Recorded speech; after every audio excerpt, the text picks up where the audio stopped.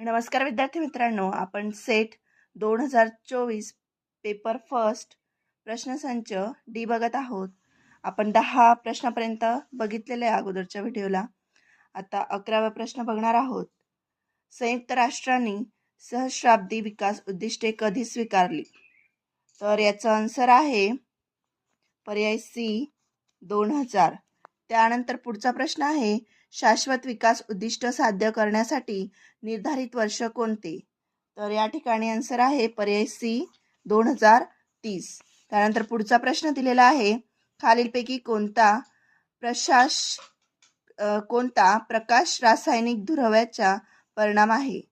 तर या ठिकाणी आन्सर आहे पर्याय ए डोकेदुखी, डोळे, नाक, घसा यांची जळजळ.